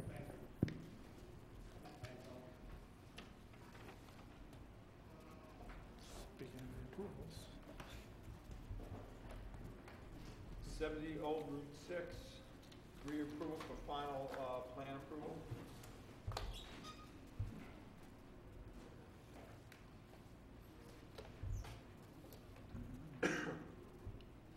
Cleared the room out. Look at that. It's not you, Paul, don't worry. Save the best for last. Nobody likes It is something you said. I'm guessing it would be assisted living not too distant future, so next to a distillery, not a problem for me. There you go. Yeah, we might be living There's there. something for an outing. We may be living there. Rich, do you have any of Sometimes you Mike's need that comments? outing. I don't have Right now. Have any of Mike's comments? I think I do. Longview. Mike has nothing on this. Okay. And this is a reapproval of a final site plan? So they've run through their extensions, they're back for reapproval at this point. Engineering department doesn't have an objection to the reapproval, as long as there are no changes made to the site.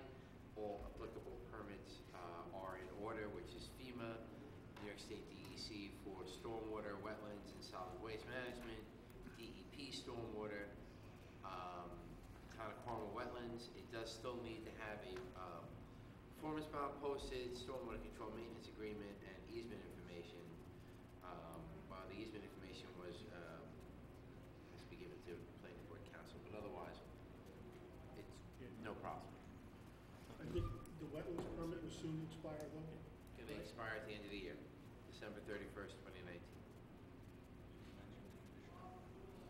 So, this is one of those areas that we want to, you heard us earlier tonight, right? This one is, we get an opportunity to clean up these properties every so often. I think there's an example of that. Is there a way to make the reapproval based upon the site getting cleaned up? Yeah, so there's no way to have a level of control without an approval in place. Right. So by re-granting the approval, what Mike has suggested earlier is shifting the cleanup portion to prior to the issuance of the building permit. So before they can even do what they want to do, they have to clean up the site. This will be conditional. And if we don't do that, we have no leverage. There's no Right. way for us to force that. So you really need to install that within your approval. Paul, any comments on that? No, that'd be fine. And we definitely want to clean before they start construction. We don't want to be playing games with questionable things in the ground while they're doing So construction. you would do a reapproval subject to cleaning the property, if I'm understanding this right? It's the same thing we did earlier, similar thing we did earlier with the warehouse, right? Fine, but clean up your site, let's get it, we get this opportunity when these properties come in front of us, whether it's architectural, or whether it's landscaping, or lighting, or parking lots, or, this has a lot of, I would suggest that you add to the resolution, no building permit be issued by the building department until the property is cleaned to the satisfaction of the building inspector. Put it on me, I don't care. And then I will go out there prior to issuance of the building permit and verify that doesn't have to be meticulous clean, but clean. Right. Well, At least the debris is removed. So and- if you remember, there was remediation that needed to be done on this Right. site. So it wasn't just raking up the leaves. Right. There were piles of contaminated material that needed to be removed and so forth. So all of that was codified in your last approval, would still have to be done. So what's the intent, Paul? Are they gonna start this thing anytime soon, or are we, I believe so. I mean, the real delay had been with the New York State DEC. When these gentlemen purchased the property and the project from Tompkins, the DEC had to do a transfer of ownership. And the application sat with the DEC for probably a year and a half to 2 years before they acted upon it. we had actually made our application for the transfer greater than 6 months before the original permit was going to expire. So it was within their window. But they didn't get to look at it till after that window had closed, at which point I was told, or we were told that, well, now you need to file a brand new application. So we had to go through the entire process. There is a lot of correspondence to back up why the DEC did absolutely nothing. So where are we now? Where do We have our permits. So this is something you think would happen relatively soon, pending its I approvals? think so. I think there is action that's being contemplated at this time, yes. If I may, there needed to be, the DEC was involved with the transfer of the property? Permit, Transfer the permit. solid waste permit. Oh, to the new, I see. From Okay. the- from the town. Okay. So there's the solid waste operating permit with DEC, there's the remediation stuff Yeah. with DEC, it's very complicated. Not familiar, just didn't realize it applied here. So if this extension goes, I mean, are you gonna see, something happen there? I think you'll see something happen timeframe? this year, yes. This is for 6 months or a year? A year. So this is a reapproval of a year. So the question, Mr. Chairman, is if you want to have another public hearing, it's not required, but it's a reapproval, so you have the choice to do that.